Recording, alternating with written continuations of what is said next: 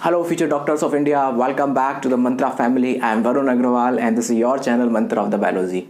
हमने last lecture में discuss किया था about the chromatid, chromosome, okay, chromatin reticulum. हमने इन बेसिक पॉइंट्स को उठाया था और उसके बारे में जाना था, क्योंकि जनरली हमने देखा है कि बच्चों का कंफ्यूजन होता है कि क्रोमेटिड क्या है. अभी क्रोमोसोम नया वर्ड आ जाता है, क्योंकि हम जनरली क्रोमोसोम तो जानते हैं. एक्चुअली क्या है कि बचपन से हम क्रोमोसोम के बारे में सुनते आते हैं, हम 5th-6th स्टैंडर्ड से, कि एक सेल के अंदर 46 क्रोमोसोम होते हैं. ये हम वहीं से सुनते आते हैं. अब जैसे कि क्रोमेटिड आ जाता है तो कन्फ्यूजन हो जाता है, क्रोमेटिन आ गया तो कन्फ्यूजन हो जाता है. ओके, तो that's why make it clear. Okay, just I make it clear. Okay, chromosome is nothing. It is like the condensed part of the chromatin. Chromatin का आपको कंडेंस कर दीजिए, मतलब इसको कंप्रेस कर दीजिए. ठीक है, इसको कंप्रेस कर दीजिए, it become a chromosome. Chromatid and chromosome दोनों एक ही है. क्रोमेटिन एंड द क्रोमोसोम एक ही है. क्रोमेटिन खुला स्ट्रक्चर है. क्रोमेटिन आपका जो क्रोमोसोम है वो थोड़ा, मतलब उसको आप बिल्कुल कंप्रेस कर दीजिए, इट बिकम अ क्रोमोसोम. ये न्यूक्लियोप्रोटीन होते हैं. Nucleoprotein it means nucleic acid plus protein. Nucleic acid it's made up of DNA and the protein that's a stern protein. Okay, और कुछ नहीं है लाइक क्रोमोसोम है. It's a made up of the nucleic acid plus protein. Nucleic acid और protein, इसके अलावा कुछ इसमें आरएनए और नॉन स्टोन प्रोटीन भी होते हैं. बिकॉज इसमें स्टोन जो प्रोटीन होता है, स्टोन प्रोटीन उसके कंडेंसेशन के लिए रेस्पॉन्सिबल है. जैसे क्या होता है, एक बिल्कुल खुली हुई स्ट्रक्चर है, दैट्स द क्रोमेटिन. इसको बिल्कुल आपने टाइट कर दिया, इट बिकम ए क्रोमोसोम. अब इसको कंडेंसेशन के लिए, इसकी कंप्रेशन के लिए एक प्रोटीन जरूरी होता है जिसे हम बोलते हैं स्टोन प्रोटीन. क्लियर? एंड अगर अब जब इसको कभी अब लाइक कंडेंस हो गया, एक क्रोमोसोम बन गया, अब इसको ओपन करना है. ठीक है, अब क्रोमोसोम को क्रोमेटिड में ओपन करना है, मतलब डीकंडेंसेशन करना है. तो उसके लिए जरूरी रेस्पॉन्सिबल जो प्रोटीन होता है वो होता है non stone protein. Okay, so it's just nothing. ये सिंपल एक प्रोटीन और एक डीएनए मॉलिक्यूल्स का बना हुआ होता है. ओके, आज का लेक्चर हमारा बहुत छोटा लेक्चर है, जिसमें हम डिस्कस करेंगे about the structure of the chromosome. की क्रोमोसोम का स्ट्रक्चर क्या होता है. Okay, and very less questions you will find from like the chromosome से क्वेश्चंस हमने जनरली आते हैं. ओके, बहुत कम क्वेश्चंस आपको मिलेंगे. And the major of question you will observe like a telomerase.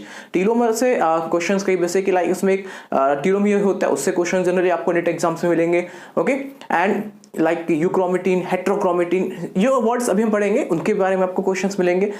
3 to 4 question the unit of life से हर साल नेट के एग्जाम से पूछे जाते हैं. Clear? So that we study in today lecture. Okay, let's start with the chromosome structure. मैं just slowly draw करूंगा, जिससे आपको मैं समझाना मेरे लिए आसान हो.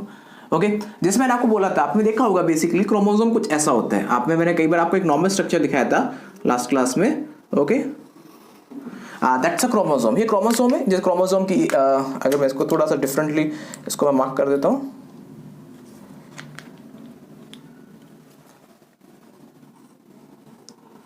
Okay, so in between structure जो आप देख रहे हैं, दैट्स वो स्ट्रक्चर आपका है सेंट्रोमियर. एंड इसके लिए ये जो है, ये इसकी आर्म्स है. ओके, टुडे इसी स्ट्रक्चर को हमें थोड़ा सा वाइड होके देखना है, मतलब थोड़ा सा लाइक बड़े लेवल पे देखेंगे आज स्ट्रक्चर को हम.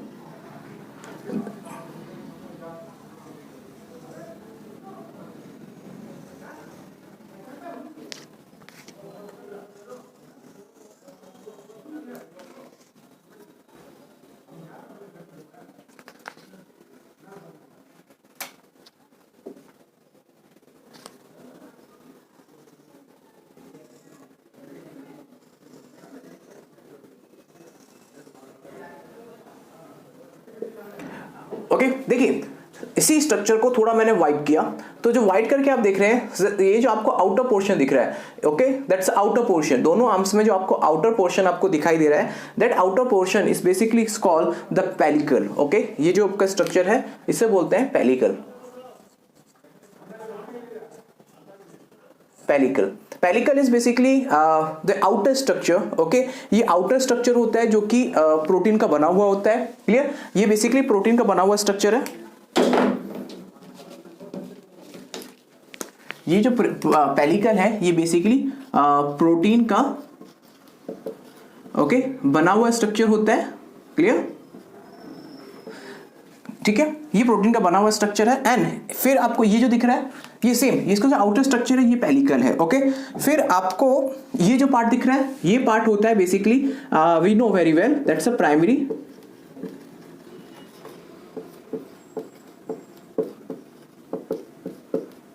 ओके कंस्ट्रक्शन, जिसको हम सेंट्रोमियर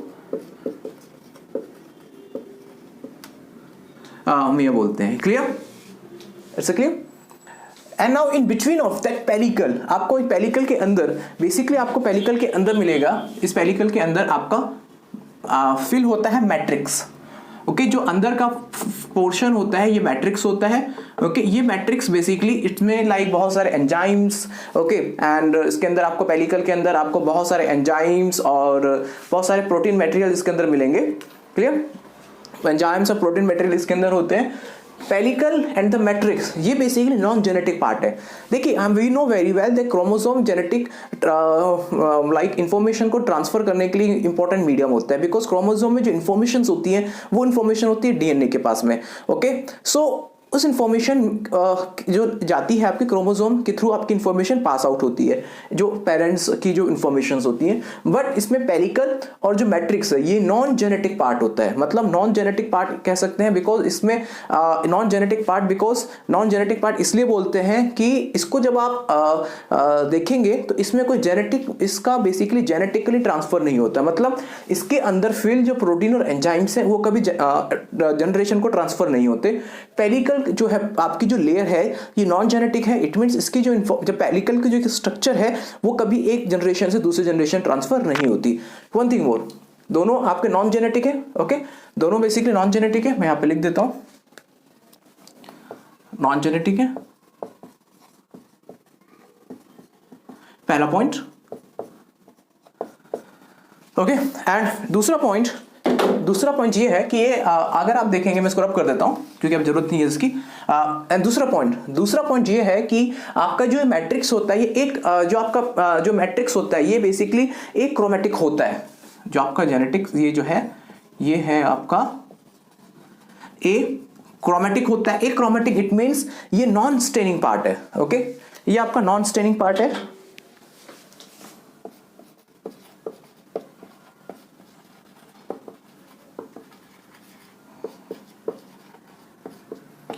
ये नॉन स्टेनिंग पार्ट है। मतलब जब आप जैसे क्रोमोसोम को हम बेसिकली स्टेन करते हैं, मैंने आपको बताया था कुछ बेसिक डाई जो हम यूज करते हैं, हेमेटोजाइलिन, एसिटोकामिन, बेसिक फ्यूचिन, जो डाई हम बेसिक डाई यूज करते हैं इसको स्टेन करने में। तो स्टेन करने में बेसिकली क्या होता है, एक तो primary construction centromere, okay, and the matrix, ये कभी भी स्टेन नहीं होते और दैट्स व्हाई आपको कभी दिखाई नहीं देंगे स्टेनिंग के टाइम पे। क्लियर हो गया? एंड आई थिंक ये पेलिकल क्लियर हो गया। It's made up of protein and the matrix, जो अंदर का मटेरियल होता है it's made up of the different enzymes and the protein.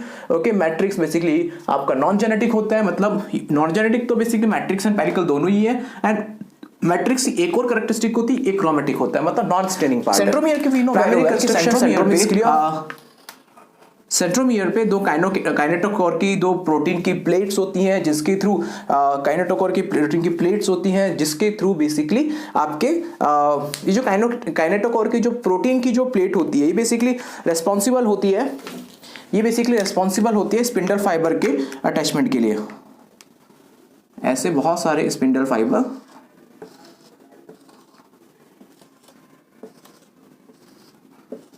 ये देखिए, बहुत सारे स्पिंडल फाइबर इस काइनेटोकोर से अटैच्ड होते हैं। देखिए, मैं आपको क्लियर कर देता हूं। ये दिख रहे हैं आपको, ये है आपके स्पिंडल फाइबर्स। ओके, ये आपके स्पिंडल फाइबर्स हैं। ओके, ये स्पिंडल फाइबर बेसिकली क्या होता है कि जब स्पिंडल फाइबर जब क्रोमोस जो हम सेल डिवीजन पढ़ेंगे वहां देखेंगे कि स्पिंडल फाइबर क्या बेसिक रोल क्या होता है, तो वो काइनेटोकोर से अटैच्ड होते हैं, माइक्रोट्यूब्यूल के बने हुए होते हैं, जो कि हमने स्टडी किया है। ओके, एंड ये जो काइनेटोकोर है ये बेसिकली दिख रहा है आपको, ये आपके काइनेटोकोर है,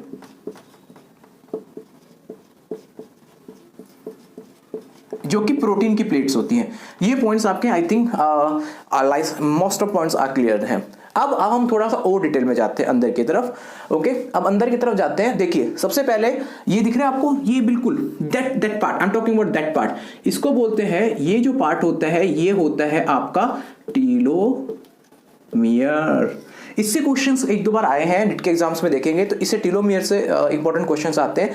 ये जो टेलोमियर है ये बहुत एक इंपॉर्टेंट पार्ट है। देखिए आपको जान के सरप्राइज भी होगा, इस टेलोमियर में टेलोमियर को बेसिकली कनेक्ट करते हैं साइंटिस्ट बायोलॉजिकल क्लॉक के साथ में। Okay, biological clock.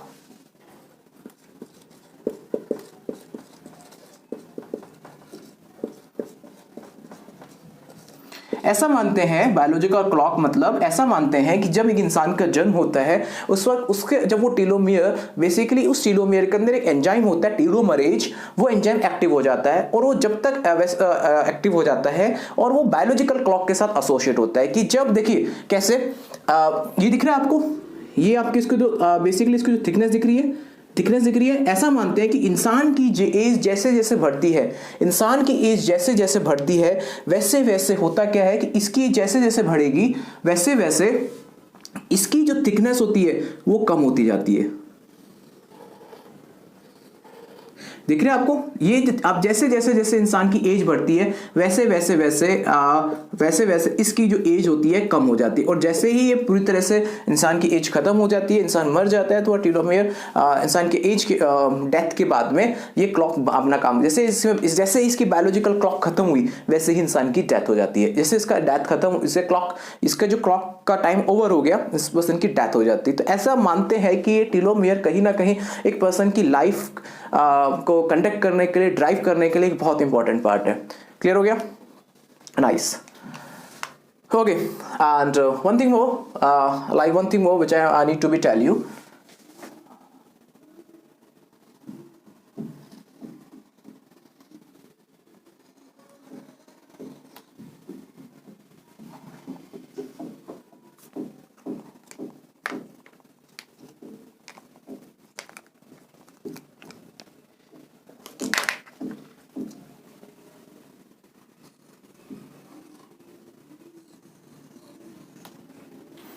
ओके, देखिए मैं एक्चुअली थोड़ा सा आपको लग रहा होगा कि थोड़ा सा कॉम्प्लिकेटेड हो गया, मैं थोड़ा रब कर देता हूं जिससे कि कॉम्प्लिकेशन खत्म हो जाए और आपको समझ में आ जाए। ठीक है, अब डॉक्टर्स हैं तो कॉम्प्लिकेशन तो सिचुएशन आएंगी। देखिए आपको ये पार्ट दिख रहा है, ये जो पार्ट है, ओके, ये जो पार्ट आपको दिख रहा है, ये जो हेलिकल मैंने बनाया, ये हेलिकल बेसिकली इसको बोलते हैं, इस हेलिकल को देखिए बेसिकली ये हेलिकल जो आपको दिख रहा होगा, ये जो हेलिकल आपको दिख रहा है, ये हेलिकल बेसिकली यही वो हेलिकल है जो कि डबल हेलिक्स है और यही डीएनए होता है। Okay, that's the chromonemata, that's a chromonemata. इसके जो थ्रेड्स होते हैं, एक थ्रेड को हम क्रोमोनिमेटा बोलते हैं। मतलब अगर आप एक क्रोमोसोम में देखेंगे तो उसमें आपको 2 क्रोमोनिमेटा दिखाई देंगे। Chromonemata it means like a thread जो कि जेनेटिकली सबसे ज्यादा इंपॉर्टेंट होते हैं, जेनेटिकली यही इंफॉर्मेशन को ट्रांसफर करते हैं। एक चीज बताने रह गया, टेलोमियर के अंदर एक टेलोमियर में कुछ इंपॉर्टेंट इंफॉर्मेशन और रह गई है, मैं आपको जस्ट एक क्रोमोनिमेटा खत्म होने के बाद बताऊंगा। क्रोमोनिमेटा बेसिकली अगर आप देखेंगे तो क्रोमोनिमेटा मतलब इसके अंदर 2 क्रोमोनिमेटा होते हैं, ओके, जो कि बेसिकली जेनेटिकली सबसे मोस्ट इंपॉर्टेंट पार्ट है, बिकॉज यही वो पार्ट है कि जो जेनेटिकली ट्रांसफर होता है। ये जो पार्ट ये जो पार्ट होता है क्रोमोनिमेटा, ओके, ये बना होता है आपका 2 इंपॉर्टेंट पार्ट से। ये जो आपका क्रोमोनिमेटा है, ये क्रोमोनिमेटा आपका जो क्रोमोनिमेटा ये क्रोमोनिमेटा डीएनए का ही पार्ट होता है। ओके, डीएनए का पार्ट है, मतलब डीएनए के एक सिंगल हेलिक्स को क्रोमोनिमेटा बोला जाता है। ये पूरा डीएनए है, ओके, ये पूरा डीएनए, तो डीएनए के एक सिंगल हेलिक्स को क्रोमोनिमेटा बोलते हैं। तो एक क्रोमोसोम के अंदर 2 क्रोमोनिमेटा मिलेंगे। मैंने आपको एक मेटाफेजिक क्रोमोसोम बताया था कि मेटाफेज में क्या होता है कि 2 सिस्टर क्रोमेटिड एक सेंट्रोमियर पे आके एसोसिएट हो जाते हैं, तो उस वक्त उसमें क्रोमोनिमेटा का नंबर 4 हो जाता है, क्योंकि 2 सिस्टर क्रोमेटिड एक ही सेंट्रोमियर पे आके एसोसिएट हो गए। आई थिंक क्लियर हो गया क्रोमोनिमेटा। ध्यान रखना यही डीएनए होता है और डीएनए के एक थ्रेड को क्रोमोनिमेटा बोलते हैं। क्लियर? इसके अलावा अगर आप देखेंगे तो there is one important more part.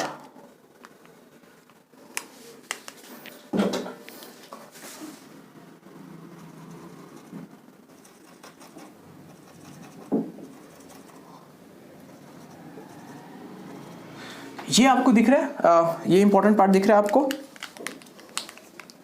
ये दिख रहा है आपको जो आपके बीड के समान है, इसको बोलते हैं, ये जो बीड, देखिए बीड क्या है, ये बेसिकली क्या होता है कि जब कंडेंसेशन प्रोसेस होता है तो कभी कभी कंडेंसेशन प्रोसेस पे कुछ कंडेंसेशन, जब कंडेंसेशन प्रोसेस होता है तो कभी कभी किसी पॉइंट्स के ऊपर कंडेंसेशन बहुत ज़्यादा हाई लेवल पे हो जाता है, और कंडेंसेशन जब हाई लेवल पे हो जाता है तो वहाँ पे ऐसी मोती टाइप की स्ट्रक्चर बन जाते हैं जिसको हम बोलते हैं क्रोमोमियर, ओके, जिसको हम बोलते हैं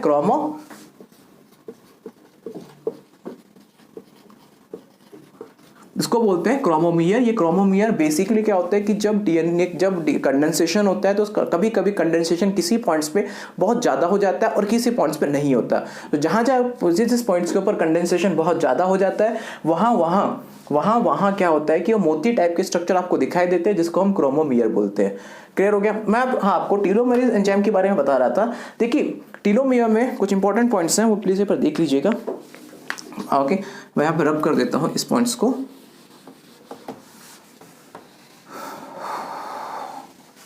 नाउ मैं टीलोमियर एंजाइम के बारे में बता रहा था आपको। टीलोमियर एंजाइम एग्जैक्टली क्या होता है, टीलोमियर के अंदर मैं यहां लिख देता हूं, इसके अंदर एक टीलोमरेज एंजाइम होता है। ओके, ये इस एंजाइम से क्वेश्चन एक बार आया भी है। ये टीलोमरेज जो एंजाइम होता है ये रेस्पॉन्सिबल होता है, टीलोमरेज एंजाइम बेसिकली क्या होता है, नॉन प्रोटीन पार्ट है, नॉन प्रोटीनेसिस पार्ट है, इसमें कैटालिक आरएनए की प्रॉपर्टी पाई जाती है। देखिए मैं पर इसको अगर आपने इसको नोट कर लिया है तो मैं इसको रब कर देता हूँ, अगर आपने इसको नोट कर लिया है तो ठीक है। टीलोमरेज जो एंजाइम होता है, इस एंजाइम में ये नॉन प्रोटीन, एंजाइम जनरली क्या प्रोटीन के बने हुए होते हैं, बट ये नॉन प्रोटीन पार्ट होता है। ये आरएनए कैटालिक इसमें प्रॉपर्टी पाई जाती है, आरएनए कैटालिटिक प्रॉपर्टी इसमें पाई जाती है। क्लियर हो गया? इसमें क्या होता है, आरएनए कैटालिटिक प्रॉपर्टी के अंदर मतलब ये करता क्या है, ये आरएनए के टेम्पलेट के ऊपर, आरएनए के, देखिए क्या होता है कि जब आरएनए कैटालिटिक प्रॉपर्टी का मतलब है कि ये आरएनए के जो टेम्पलेट्स होते हैं उस आरएनए के टेम्पलेट के ऊपर लाइक जैसे आरएनए के, जैसे कि जनरली क्या होता है कि जब कभी प्रोटीन का फॉर्मेशन होता है तो डीएनए से आरएनए बनता है, फिर आरएनए से उसका प्रोटीन को बनाया जाता है। अब इसमें तो केवल ऐसे भी आरएनए है, ओके, तो ये आरएनए के टेम्पलेट को यूज करता है और आरएनए को टेम्पलेट को यूज करके देन ये फिर डीएनए बनता है, फिर उससे रिवर्स ट्रांसक्रिप्टेज के थ्रू, रिवर्स ट्रांसक्रिप्टेज एंजाइम होता है। जनरली क्या होता है कि डीएनए से आरएनए बनता है, इसमें रिवर्स ट्रांसक्रिप्टेज होता है, मतलब जब ट्रांसक्रिप्शन मतलब डीएनए से एमआरएनए का बना, दैट्स ए ट्रांसक्रिप्शन। अब इसके अंदर आरएनए है, ठीक है, तो ये रिवर्स ट्रांसक्रिप्ट करता है, मतलब आरएनए से डीएनए बनाता है, मतलब इस तरीके से इसके अंदर आरएनए होता है। ओके, नॉर्मल प्रोसेस क्या होता है कि नॉर्मल प्रोसेस में डीएनए आरएनए को बनाता है, डीएनए से आरएनए बनता है, that's a normal transcription. While in case of the reverse situation ये फॉलो करता है रिवर्स ट्रांसक्रिप्टेज फिनोमिना को। रिवर्स ट्रांसक्रिप्टेज में ये आरएनए डीएनए को बनाता है, ठीक है, आरएनए क्या बनता है, डीएनए बनाता है, फिर डीएनए से फर्दर आरएनए बनता है और फिर उसके बाद में प्रोटीन का फॉर्मेशन होता है। ओके, फर्दर इट प्रोटीन का फॉर्मेशन ये करता है। तो बेसिकली क्या होता है कि ये जो एंजाइम होता है, ये जो बेसिकली एंजाइम है, ओके, ये रिस्पॉन्सिबल होता है, ये रिस्पॉन्सिबल होता है कि ये एंजाइम रिस्पॉन्सिबल होता है लाइक रिवर्स ट्रांसक्रिप्टेज में रेस्पॉन्सिबल वर्ड गलत है। ये जो एंजाइम है ये बेसिकली फॉलो करता है रिवर्स ट्रांसक्रिप्टेज फिनोमिना को, जिसमें वो आरएनए के टेम्पलेट पे डीएनए को बनाता है, देन फर्दर प्रोटीन का सिंथेसिस होता है। सेकंड थिंग, इस एंजाइम में ग्वानिन प्रोटीन सबसे हाईएस्ट कॉन्सेंट्रेशन में पाया जाता है। साइंटिस्ट ने ऐसा डिस्कवर किया है कि इस एंजाइम में ग्वानिन न्यूक्लिक एसिड, ग्वानिन जो न्यूक्लिक एसिड है वो सबसे हाईएस्ट कॉन्सेंट्रेशन में पाया जाता है। वन थिंग मोर, ये जो टीलोमेयर का एक और फंक्शन होता है, ये टीलोमेयर का एक और फंक्शन है कि इसकी वजह से एक क्रोमोसोम दूसरे क्रोमोसोम से अटैच नहीं हो सकता। जनरली इसलिए से डिफरेंट क्रोमोसोम पाए जाते हैं, एक क्रोमोसोम दूसरे क्रोमोसोम से अटैच नहीं होता। That's one of the important function of the telomere, ठीक है, तो ये माइंड में रखिएगा। Telomere enzyme, it show the RNA catalytic property. तो रिवर्स ट्रांसक्रिप्टेज के थ्रू ये आरएनए के टेम्पलेट पे डीएनए का बनाता है, फिर डीएनए दोबारा एमआरएनए को बनाता है एंड फिर उससे फर्दर प्रोसेस चलता है, ठीक है। इसमें जो ग्वानिन जो प्रोटीन होता है वो हाईएस्ट कॉन्सेंट्रेशन में पाया जाता है। And that's all about the chromosome. ये क्रोमोसोम का एक नॉर्मल स्ट्रक्चर है। I think it is clear to you. Okay, if you have any confusion you can discuss us on the like on a Quora और normal आप discuss कर सकते हैं, but still lecture over नहीं हुआ है. Okay, lecture over नहीं हुआ है, लेक्चर तो भी कंटिन्यू है. सो हमने वो पढ़ा जो एक इंपॉर्टेंट पार्ट है आपकी बॉडी का, बिकॉज इसमें जो आपको क्रोमोनिमेटा दिखाई दे रहा है, ये डीएनए का एक जो थ्रेड है, that's a sign of the life. ये लाइफ का एक साइन है जो कि यही लाइफ को आगे मूव करता है. Clear? So please draw it properly and समझ लीजिए सब चीज़ों को हमने प्रॉपर वे से डिफाइन करने का ट्राई किया है. Still if you have an confusion you can ask to us. Okay, so in the all the like the topic that we are going to discuss today, that's about the chromosome structure. In the next module, that next topic we discuss about the set chromosome. Please you draw it. Okay,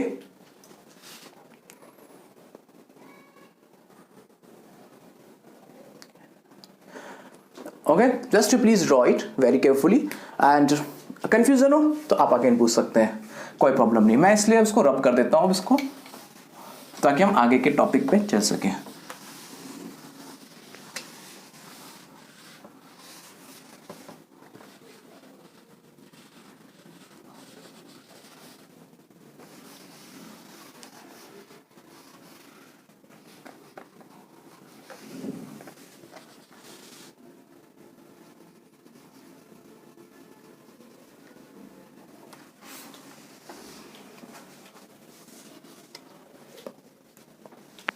Okay, now today now in a second topic where to discuss about the set chromosome. अब हम set chromosome के बारे में discuss करेंगे. And like you will find a set chromosome question in AIIMS exams में आपको questions से ज़्यादा आपको हाई लेवल पे मिलेंगे. पहले तो जो AIPMT में क्वेश्चन आते थे, लेकिन अब थोड़ा क्वेश्चन लेवल का लेवल इतना डाउन कर दिया है तो क्वेश्चंस आपको कम मिलेंगे देखने. Okay, so just I rub it. Okay, तो few important points only here. मैंने रब कर दिया है. तो अगेन आप देखेंगे the outer part is pellicle, the inner part is a matrix. This is a primary construction is called centromere. Okay, जैसे kinetochore है, इस काइनेटोकोर से बहुत सारे थ्रेड्स निकले हुए हैं जिसको हम बेसिकली माइक्रोट्यूब्यूल्स बोलते हैं. Okay, in between of that there is a chromonemata. ये जो क्रोमोनिमेटा होता है बेसिकली, ये क्रोमोनिमेटा ही डीएनए का एक सिंगल थ्रेड होता है. इसके अलावा इसमें कुछ का भी कोई पार्ट्स होता है, ज़्यादा कंडेंस हो जाता है तो वो आपके क्रोमोमियर बनाता है, जिसको हम बीड काइंड ऑफ स्ट्रक्चर बोलते हैं. Okay, so today's next topic is on the set chromosome. Set हमने पहले भी डिस्कस किया था, साइने एसिड थाइमोन्यूक्लिनिको इसका नाम होता है पूरा, ये माइंड में रखिएगा सेट का full form. Okay, and that set chromosome is basically responsible for the formation of the nucleolus, and the nucleolus is responsible for the formation of the small rRNA. Clear? It means indirectly the set chromosome basically responsible होता है nucleolus के formation के लिए. Okay, nucleolus के formation के लिए responsible होते हैं. And it means set chromosome का जो बेसिक फंक्शन है वो है राइबोसोम को बनाना, और राइबोसोम का बेसिक फंक्शन है प्रोटीन को बनाना. It means set chromosome indirectly ये प्रोटीन के सिंथेसिस के साथ में एसोसिएट होते हैं. तो basically like in a body human chromosome की बात करें तो जैसे कि उसमें 46 क्रोमोसोम होते हैं, तो 46 क्रोमोसोम में से केवल उसमें से 5 क्रोमोसोम ऐसे होते हैं, 30 number, 14 number, 15 number, 20 number and 22 number. ये 5 क्रोमोसोम ऐसे क्रोमोसोम हैं जो कि आपके सेट क्रोमोसोम होते हैं. ओके, आउट ऑफ 46 ये 5 क्रोमोसोम ही वो क्रोमोसोम है जो बेसिकली सेट क्रोमोसोम होते हैं. और लाइक ये सब अगर ये क्रोमोसोम सेट क्रोमोसोम है, इट मीन्स ये क्रोमोसोम प्रोटीन के फॉर्मेशन के लिए रेस्पॉन्सिबल है. नाउ अब ये सेट कैसे कहते हैं कि इन क्रोमोसोम में सेट क्या होता है बेसिकली, ये भी ऐसे डिस्कस किया था. Again that we will study. देखिए, इट्स जस्ट नथिंग. देखिए क्या होता है कि ये प्राइमरी कंस्ट्रक्शन होता है, कभी कभी किसी के अंदर एक सेकेंडरी कंस्ट्रक्शन पाया जाता है. ओके, उस सेकेंडरी कंस्ट्रक्शन से एक उभार निकल जाता है. एक सेकेंडरी कंस्ट्रक्शन है,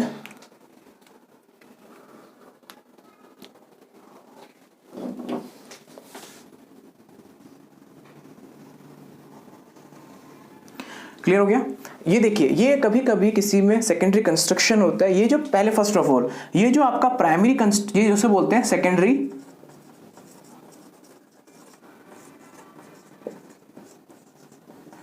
कंस्ट्रिक्शन बोलते हैं, और उसका दूसरा नाम होता है NOR, nucleolar organising region. Clear? इस न्यूक्लियोलर ऑर्गेनाइजेशन से नीचे की तरफ एक सेकेंडरी कंस्ट्रक्शन होता है। ये सेकेंडरी कंस्ट्रक्शन को हम बोलते हैं, ये जो सेकेंडरी कंस्ट्रक्शन है बेटा, ये जो सेकेंडरी कंस्ट्रक्शन है, इस सेकेंडरी कंस्ट्रक्शन को हम बेसिकली क्या नाम देते हैं? इस सेकेंडरी कंस्ट्रक्शन को हम बोलते हैं trabant, okay, SAT, trabant and the satellite.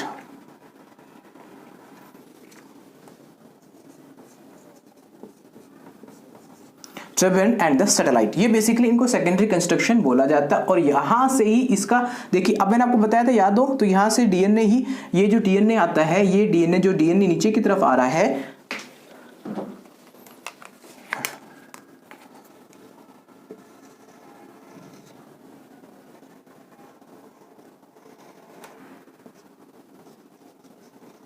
जो डीएनए नीचे की तरफ आ रहा है, यही डीएनए आगे जाके डिकंडेंस हो जाता है, और डिकंडेंस होने के बावजूद यही डीएनए क्या होता है? डिकंडेंस हो जाता है, और डिकंडेंस होने के बावजूद ऐसे बन जाता है, ये बाहर आ गया, और यही डीएनए बाहर आके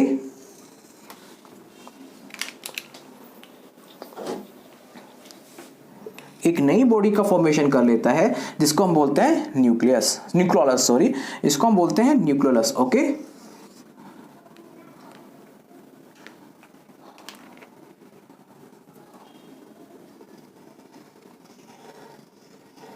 ओके, तो ये आपका न्यूक्लियोलस है, जब डीएनए बाहर आ गया, डिकंडेंस हो गया और न्यूक्लियोलस का फॉर्मेशन हुआ। क्लियर हो गया?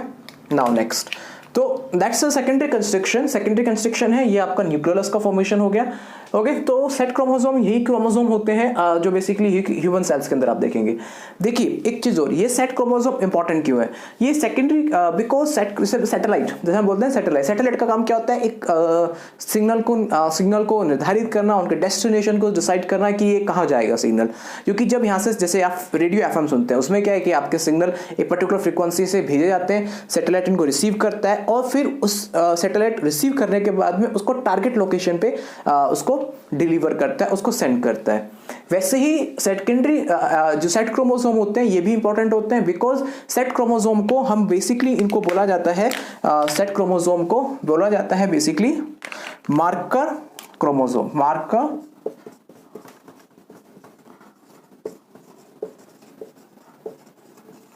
क्रोमोसोम। बिकॉज मार्कर क्रोमोसोम इसलिए बोलते हैं बिकॉज ये क्रोमोसोम न्यूक्लियोलस के जो डेस्टिनेशन है उनको डिसाइड करते हैं, ये बताते हैं कि न्यूक्लियोलस कहाँ पे सेट होगा। Okay, basically nucleolus inner membrane के चारों, इनर मेम्ब्रेन के पास में ही होता है, बट ये सेट क्रोमोसोम बताते हैं कि इस इनर मेम्ब्रेन में कहाँ पे डिसाइडेड होगा। और आफ्टर द सेल डिवीजन जो न्यूक्लियोलस रीऑर्गेनाइज होता है, उसके लिए ये बेसिकली रेस्पॉन्सिबल होते हैं। That's all about the SAT chromosome. इससे इंपॉर्टेंट सेट क्रोमोसोम में निट से ऊपर कुछ नहीं आएगा।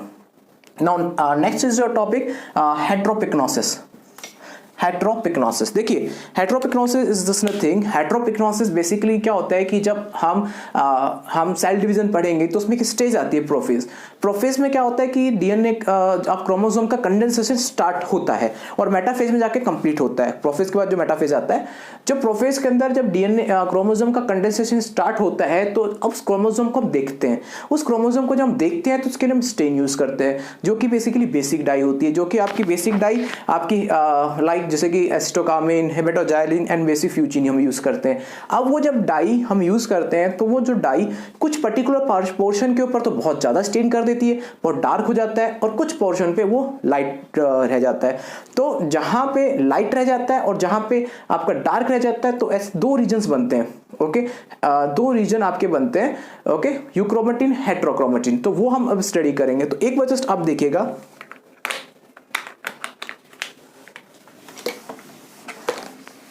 ओके, मैं इसको रब कर देता हूं क्योंकि ये ऑलमोस्ट आपका पूरा हो गया है।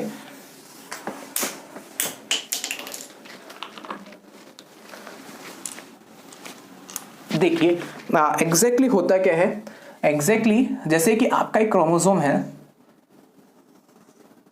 ओके, मैं नॉर्मली सिस्टम बना देता हूं। तो इस क्रोमोसोम में कुछ पोर्शन जो होता है, वो कुछ पोर्शन आपका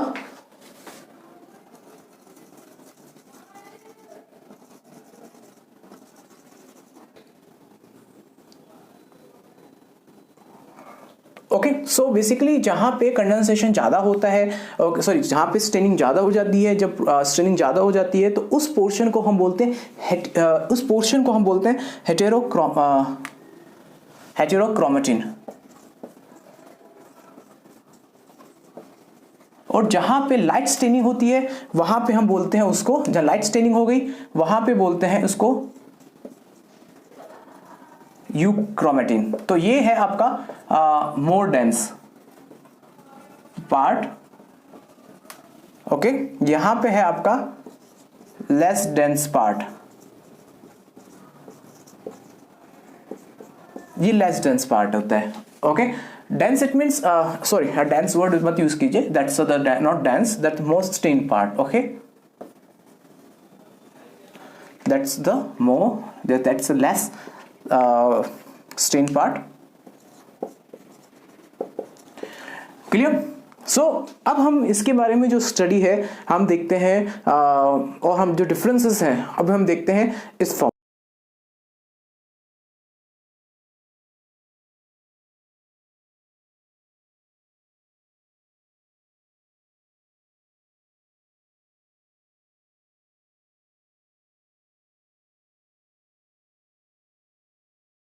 हमने देखा डिफरेंस यूक्रोमेटिन एंड हेटेरोक्रोमेटिन में। Okay, so with this point हमारे सारे आपके टॉपिक आज के कवर हो गए। Chromosome structure, set chromosome, heteropycnosis, ये हमने सारे पॉइंट्स कवर किए। Okay, with this topic your cell the unit of life is over. Okay, जिसमें अराउंड हमने 18 to 19 मॉड्यूल्स कवर किए हैं।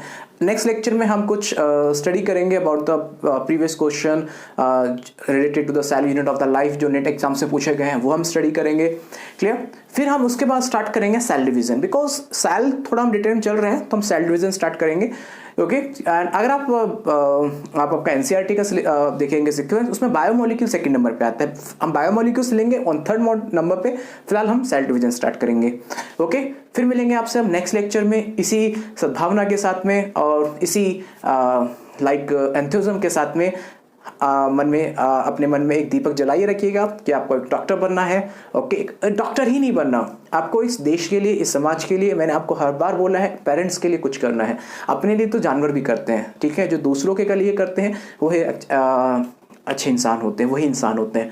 तो इस वीडियो के साथ में मैं आपसे अनुरोध भी करना चाहूँगा कि जो एक आंदोलन जैसा एक हिंसक आंदोलन जो कि हमारे देश के कैपिटल में अभी जो छा चुका है, ओके, प्लीज़ प्लीज़ प्लीज़ ऐसी लाइक ऐसे र्यूमर्स और ऐसे पॉलिटिकल स्टंट्स से प्लीज़ दूर रहिए। ओके, अपने मन के अंदर एक शांति के दीपक को जलाए रखिए, बिकॉज कोई भी अगर प्रॉब्लम है तो उसके सॉल्यूशन है, और उसका सॉल्यूशन सिर्फ और सिर्फ अहिंसा में है। हिंसा में कोई सॉल्यूशन नहीं है, ठीक है। नागरिकता के विरोध में अभी कुछ 24 नागरिक चले गए। नागरिकता तो खत्म नहीं हुई लेकिन नागरिक चले गए, तो ऐसा कौन सा ये चीज़ सही कैसे हो सकती है? अगर एक भी लाइक एक ऐसा इंसान जो उसने कभी कुछ किया ही नहीं, एक इनोसेंट पर्सन अगर उसकी डेथ होती है तो उससे बुरी चीज़ कुछ नहीं है। एक ऐसा इनोसेंट पर्सन जिसने आज तक कुछ नहीं किया, उनमें उनकी जान नहीं चली जाती है, तो सोचिए किस तरह का आंदोलन, क्या आंदोलन और लाइक क्या हम कर रहे हैं, ठीक है। तो इन हिंसा से दूर रहिए। ओके, अपने मन में शांति का दीपक जला के रखिए। ओके, और प्लीज़ ये सोशल मीडिया और जो हम देखते हैं बहुत सारे र्यूमर्स उड़ाए जाते हैं, उनसे प्लीज़ दूर रहिए। ओके, एंड मत सोचिए उनके बारे में, मत देखिए क्या चल रहा है सोशल मीडियाज़ के ऊपर, जो लोग गलत तरीके से इस चीज़ को रिप्रेजेंट करते हैं। अपने अंदर पूछिए क्या ये सही है, आपको आंसर मिल जाएगा। ओके, सो हम इसी आशा के साथ में आज का लेक्चर हम ख़त्म करते हैं। धन्यवाद।